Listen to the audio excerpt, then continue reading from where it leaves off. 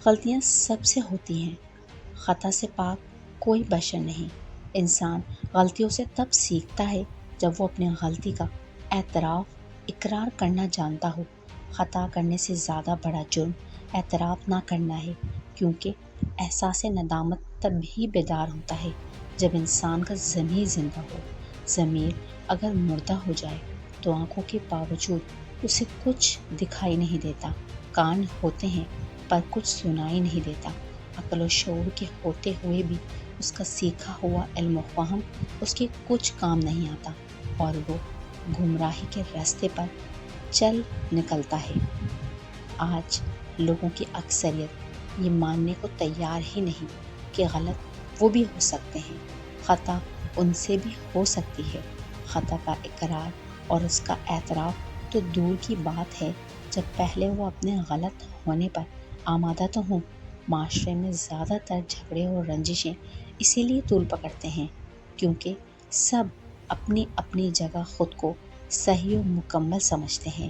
اگر غلطی مان کر معافی مانگ لی جائے، معاف کر دیا جائے تو کئی مسائل حل ہو جائیں، محبتیں برقرار رہیں، رشتے قائم رہیں، گھروں میں سکون اور معاشرے میں امن رواں دواں رہے، مگر ایسا ہوتا نہیں۔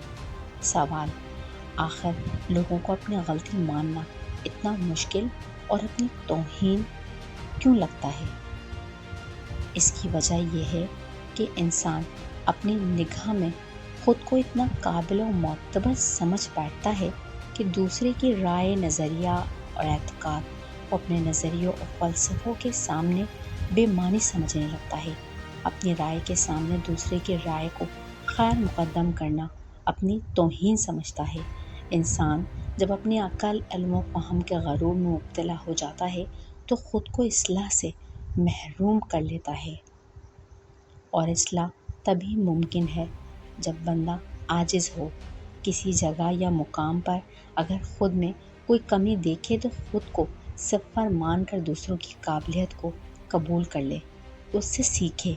رب تعالیٰ کے نزدیک توبہ اسی لیے پسندیدہ عمل ہے کیونکہ بندہ جب عاجز ہو کر اس سے اپنے گناہوں کا اعتراف کر کے استغفار کرتا ہے تو اللہ سبحانہ تعالیٰ نہ صرف اسے بخش دیتا ہے بلکہ اپنی رحمت کے سائے میں لے لیتا ہے۔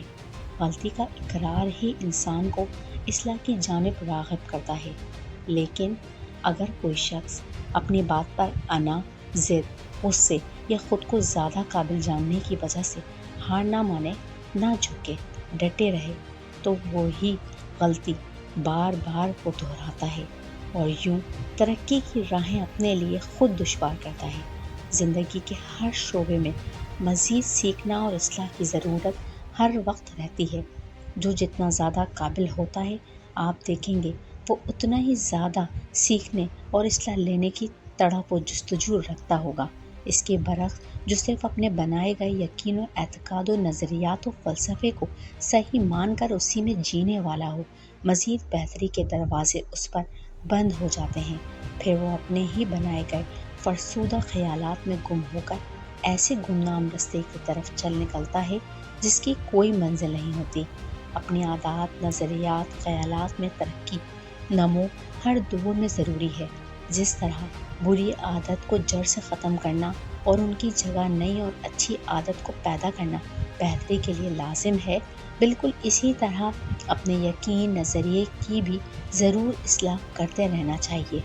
ایک انسان کا عمل اس کے نظریات، فلسفے اور یقین کے مطابق ہوتا ہے۔ عمل سے رویہ جنم لیتا ہے اور رویے کردار کو تشکیل دیتے ہیں، اور انسان کا کردار تب ہی بہتر سے بہترین ہوتا ہے جب وہ خود کو قابل اصلاح سمجھے اور اس کے لیے تیار رہتا ہو۔ اور جو خود کو ہر مقام پر ہمیشہ صحیح جانے، وہ درگزر کرنے اور معافی مانگنے کا بھی ہرگز قائل نہیں ہوتا۔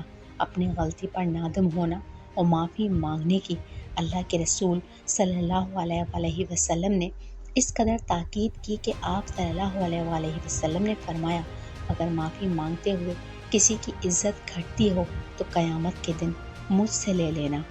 اس قدر پرزور نصیحت کے بعد ہم سب پر لازم ہے کہ جھک جانے میں کبھی عار محسوس نہ کریں اور اپنی اصلاح کرتے رہیں، بہتر سے بہترین بننے کی کوششوں میں۔ ہمیشہ سرگرم رہیں۔